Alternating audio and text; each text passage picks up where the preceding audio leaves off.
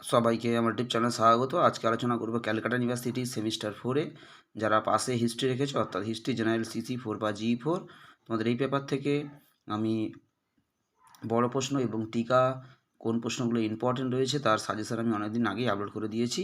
সেই সাজেশন অনুসারে ইতিমধ্যে তোমাদের অনেক বড় প্রশ্ন এবং টিকা এবং শর্ট প্রশ্নের উত্তর আপলোড করে তোমাদেরকে দিয়েছি। আজকের ভিডিওতে তোমাদেরকে একটা গুরুত্বপূর্ণ 5 নম্বরের টিকা তোমরা দেবো, তোমরা প্রথম থেকে শেষ পর্যন্ত দেখতে থাকো।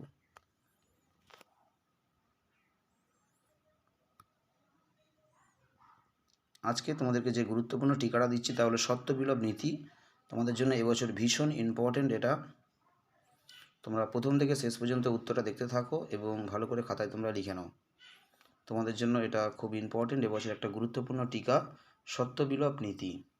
সবার প্রথমে তোমাদের লেখা রয়েছে এই নীতি সম্পর্কে কে চালু করেছিল এবং কোন বিষয়ে এই নীতিটা চালু করা হয়েছে, এবং এরপরে তোমাদেরকে লিখে দেওয়া হয়েছে সত্যবিলোপ নীতির শর্ত কী কী ছিল, এই নীতির জন্য কোন কোন শর্তগুলো মেনে চলতে হতো সে সম্পর্কে তারপরে লেখা রয়েছে। তোমরা ভালো করে দেখবে। লর্ড ডালহৌসি এই সত্যবিলোপ নীতি প্রবর্তন করেছিল।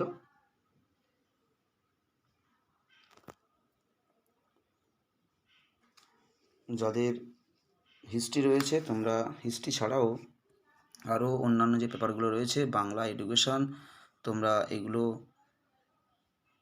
সেমিস্টার 4-এর অনেক উত্তর চ্যানেলে ইতিমধ্যে আপলোড করা রয়েছে। তোমরা চ্যানেলে প্লেলিস্ট রয়েছে, তোমরা প্লেলিস্ট ক্লিক করার পরে সেখানে তোমরা দেখবে সিসি পেপারের জন্য, সেমিস্টার 4-এর সিসি পেপারের জন্য একটা লিস্ট করা রয়েছে।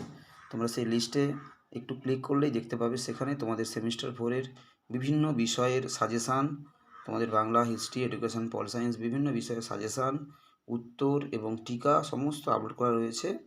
শর্ট প্রশ্ন তোমরা দেখলে দেখতে পারো। ঠিক একই রকমভাবে তোমাদের শুধুমাত্র 4 নম্বর সেমিস্টারের পাশাপাশি তোমরা যখন আগামী যে সেমিস্টারগুলো তোমরা দেবে 5 নম্বর এবং 6 নম্বর সেমিস্টার, তখনও একই রকমভাবে সাজেশান এবং উত্তর আপলোড করা হবে। তোমরা যদি সেগুলো পেতে চাও অবশ্যই চ্যানেলটাকে ফলো রাখার চেষ্টা করবে। তাহলে আশা করি তোমরা উপকৃত হবে।